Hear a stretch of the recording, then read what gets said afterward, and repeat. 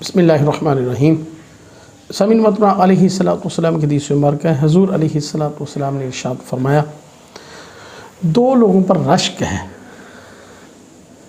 یعنی ایک علیہ السلام نے ارشاد فرمایا وہ شخص جو دن رات قرآن کی تلاوت کرتا ہے، اور دوسرا وہ شخص جسے اللہ تبارک تعالیٰ نے مال دیا ہے اور وہ اللہ کی راہ میں دن رات خرچ کرتا ہے۔ بسم اللہ الرحمن الرحیم۔ سامعین محترم، علیہ السلام کی حدیث مبارکہ ہے، رسول صلی اللہ علیہ وسلم نے ارشاد فرمایا، راوی کہتے ہیں کہ میں نے اپنے کانوں سے سنا اور اپنی آنکھوں سے دیکھا کہ علیہ السلام نے ارشاد فرمایا، جس شخص کا اللہ تعالیٰ پر اور روز قیامت پر ایمان ہو، اسے چاہیے کہ وہ اپنے مہمان کی عزت کرے اور اس کی خاطرداری کرے۔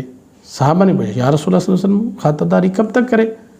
تو علیہ السلام نے ارشاد فرمایا، ایک دن اور ایک رات تک، اور 3 دن تک اس کی مہمانی کرے۔ اس کے بعد اگر وہ رہے تو اس پر صدقہ ہے، اور جو شخص اللہ تعالیٰ پر اور روز آخرت پر یقین رکھتا ہو وہ بھلائی کی بات کرے یا وہ خاموش رہے۔ اللہ تعالیٰ ہمیں حضور صلی اللہ علیہ وسلم کی حدیث مبارکہ کو سمجھنے اور اس پہ عمل کرنے کی توفیق عطا فرمائے۔